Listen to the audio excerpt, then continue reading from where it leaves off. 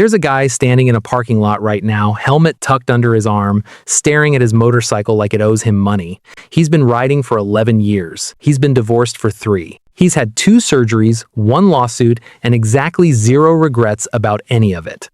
If you ask him why he still rides after everything, he'll shrug and say something useless like, "I don't know, man. It just feels right."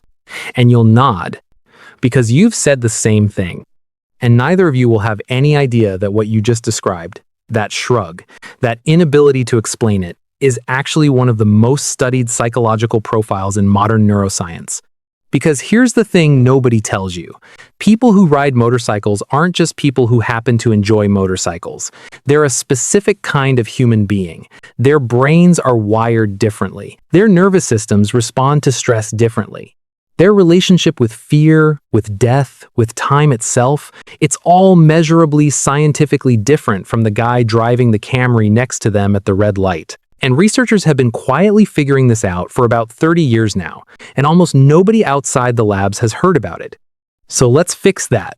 The first thing you need to understand is something called sensation seeking. It's a personality trait identified by a psychologist named Marvin Zuckerman back in the 1970s, and it measures how much stimulation a person's brain actually needs to feel normal.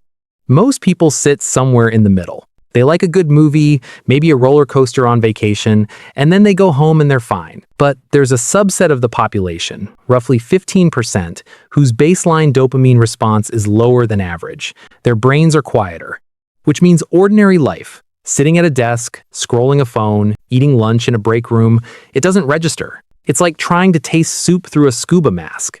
And when researchers started testing motorcyclists on Zuckerman's scale, they found something wild. Riders scored significantly higher than non-riders in every single category. Thrill-seeking, experience-seeking, disinhibition, boredom susceptibility, all of it off the charts. And before anyone rolls their eyes and says, "Oh great, so bikers are just adrenaline junkies," no, that's the lazy version. That's the version your aunt posts on Facebook after she sees a news story. The actual research says something much more interesting. It says that high sensation-seeking individuals are not reckless. They're recalibrated. Their threshold for what counts as alive is just set higher than everyone else's. The guy riding a motorcycle isn't chasing a high. He's trying to feel the temperature of his own existence. That's a completely different thing. Now, here's where it gets weirder. There was a study published in the Journal of Positive Psychology, I think it was around 2021, where they put a bunch of motorcyclists through a riding session and measured their cortisol levels before and after. Cortisol, for anyone who skipped biology, is the stress hormone. The stuff that floods your system when your boss sends you a message that just says, "Got a minute?" And what the researchers found was that after 20 minutes of riding, cortisol levels dropped by an average of 25% in the same people, same day, just from getting on the bike. For comparison, driving a car in the same conditions did almost nothing. Barely moved the needle. Why? Because riding a motorcycle forces something called hyperfocus. When you're on 2 wheels moving at 50 miles an hour, you cannot think about your mortgage. You physically cannot. The part of your brain that runs anxiety loops, the default mode network, it goes quiet. It has to, because if it doesn't, you die.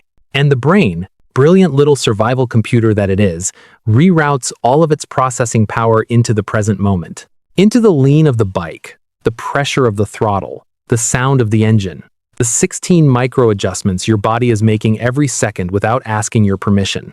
And neuroscientists have a name for this state. They call it transient hypofrontality. The prefrontal cortex, the part of the brain responsible for self-criticism, planning, judgment, regret, all of it temporarily shuts down. And what's left is something monks spend 40 years on a mountain trying to achieve. Pure, unfiltered now. Think about that for a second. There are people paying thousands of dollars for meditation retreats in Bali. There are executives signing up for silent week-long programs where they can't speak, can't eat, can't look at their phones. And meanwhile, some 47-year-old electrician in Ohio is accessing the exact same brain state on a Sunday afternoon on a 12-year-old Yamaha. And he's getting there in about 4 minutes. And he paid for it once, 10 years ago, and it still works. Honestly, the Bali people should be furious. But the neuroscience is just the start. There's also the body. Riders don't have the same nervous systems as non-riders.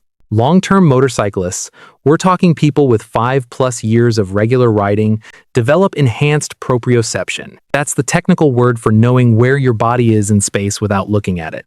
It's the reason you can touch your nose with your eyes closed, and it's why a guy who's been riding for 20 years can feel the back tire starting to slip half a second before it actually slips. His body has built a predictive model of physics that runs faster than his conscious mind. Studies on experienced riders have shown improved reaction times, better vestibular coordination, and stronger core stabilization, not because they work out more, but because riding itself is essentially a full-body isometric exercise disguised as transportation. You don't notice it because you're busy, but your obliques, your lower back, your forearms, they're doing a 2-hour plank every time you take a ride through the canyon. And then there's the vision thing. Riders process visual information differently. There's research out of Japan, out of the UK, out of Australia, all pointing to the same conclusion. Experienced motorcyclists develop what's called expanded peripheral awareness. Their eyes don't just look at the road, they scan it, constantly, in patterns. They're running threat assessment on everything within about 100 yards of them, every 2 to 3 seconds, automatically, without thinking about it. Put them in a car, same thing happens. They've been scanning for so long that their visual cortex literally reorganized to prioritize movement detection. Which is why, statistically, riders who also drive cars are in fewer car accidents than people who only drive cars. The brain doesn't turn it off. It just leaves the radar running. Now, I know what you're thinking. If riders are so hyper-aware and their brains are so tuned and their bodies are so calibrated, why do they keep crashing? Fair question. And the answer is uncomfortable. They don't, actually. Not the experienced ones. Most of the serious motorcycle crashes, like 70% of the fatal ones, happen in the first 6 months of riding, or to riders who have taken significant breaks and come back without retraining. The seasoned guy on the Harley who's been riding since Reagan was president, he's statistically safer on that bike than your cousin is in his SUV checking his phone at a stoplight. The bike isn't the problem. The brain getting used to the bike is the problem, and once that adaptation locks in, the rider becomes something almost closer to an organism than an operator. Man and machine, genuinely, neurologically fused. There's a concept in psychology called flow state, coined by a researcher whose name I'm not even going to try to pronounce correctly because I will butcher it, but you can look him up, Mihaly Csikszentmihalyi. He spent his entire career studying the conditions under which human beings feel most alive, and he identified 8 specific markers, things like complete concentration, a sense of time being distorted, the merging of action and awareness, the loss of self-consciousness, intrinsic reward. When he started applying this framework to different activities, he found that most people experience flow maybe a few times a year. Athletes get there more often. Musicians, surgeons, chess players, they hit it regularly. And motorcyclists? Motorcyclists hit flow state on routine Tuesday commutes.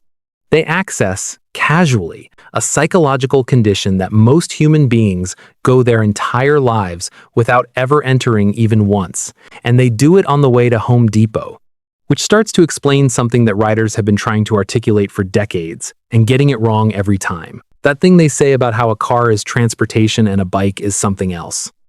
They're not being dramatic. They're not being pretentious. They're describing, badly, a real neurological event. The bike isn't a vehicle to them. It's a key. It unlocks a version of their own consciousness that they can't reach any other way. And once you've been in that room, once you know that room exists, going back to sitting in traffic in a climate-controlled metal box, listening to a podcast about productivity, it feels like someone asking you to breathe through a straw for the rest of your life.